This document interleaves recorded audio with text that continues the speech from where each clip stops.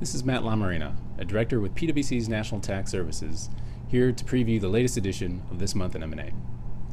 The first item deals with the deductibility of expenses incurred to obtain regulatory approval for a merger. Generally, expenses incurred to facilitate a transaction must be capitalized and cannot be deducted. But what does it mean to facilitate a transaction?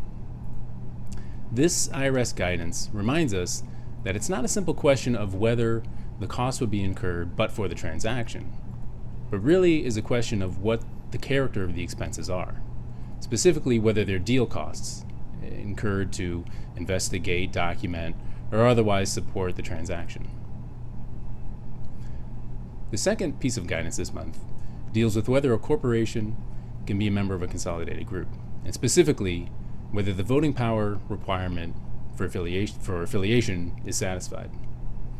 Generally, voting power is measured by the ability to elect directors to the board, provided that the directors aren't significantly restricted in their ability to perform typical board functions. In this case, the taxpayer and its owners and the government entered into a security agreement that governed the composition of the board. However, the IRS ultimately determined that this agreement did not prevent the corporation from becoming a member of the group. The final piece of guidance deals with Section 197 intangibles and the Section 197 anti-churning rules.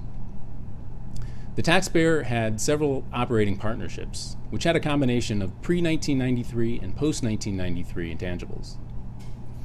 Those operating partnerships were converted into disregarded entities and contributed into a joint venture with a third party.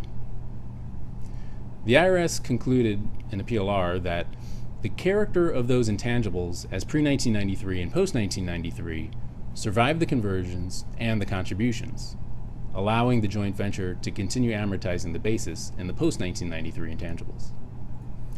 If you have any questions about these items, please feel free to reach out to your PwC advisor or any of the contacts listed in the newsletter. Thank you.